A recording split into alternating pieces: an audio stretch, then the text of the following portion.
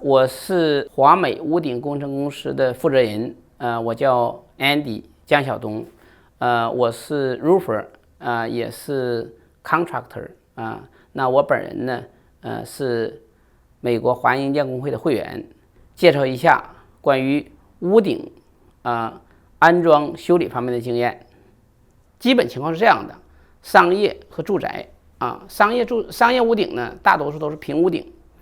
平屋顶呢，它有两类，一种是叫用这个 hot tub 做的这种屋顶，还有一种是那个叫 torch down。hot tub 就是说用那个热的沥青浇完之后，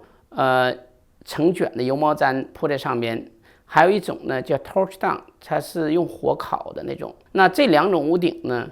由于年久、地震或者是说经常会导致漏雨，重新做是最好的选择。那还有呢，如果说局部有漏，屋顶还是蛮新的不超过20年，这个屋顶呢当然不需要重换，那就局部修理平屋顶基本上商业平屋顶修理主要就是一个是局部的更换，或者是在上面呢就再加一层。还有一种办法没有漏或者有一点点漏，那为了防止屋顶呢以后会有漏，有一种技术叫这个 epoxy coating， 就等于是给整个屋顶穿了一层雨衣。那么我们重点再讲一下住宅的屋顶，大体分两类，一类是斜屋顶，一类是平屋顶。平屋顶呢，大部分是 patio 这部分公寓，比如像 condo apartment， 所以这个平屋顶的这个修理更换跟商业屋顶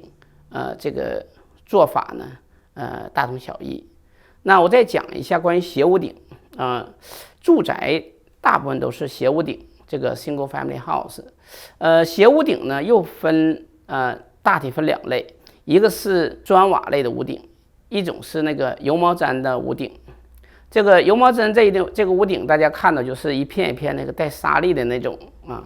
那砖瓦屋顶呢，主要有陶泥瓦有水泥瓦。这两类屋顶呢，主要看它的年限，有两种做法，一种是在上面再加一层，还有一种呢就是把它全部铲掉修理。什么情况可以加一层呢？就是我们加州房子按照建筑法规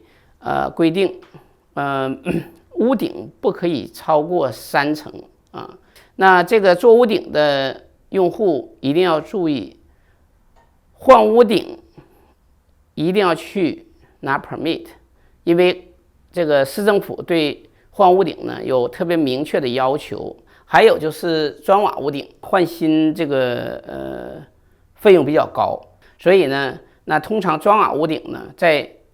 40年到50年寿命期之内，这个屋顶都是可以修的。砖瓦屋顶的修法重点就是说，这个地方漏，要把这个区间呢的瓦都拿起来，放双层的 heavy duty 的 roof paper， 再把瓦呢放回去。希望大家呢在有需要的时候非常欢迎呢联系我们公司，我非常愿意为大家做免费的咨询服务，谢谢。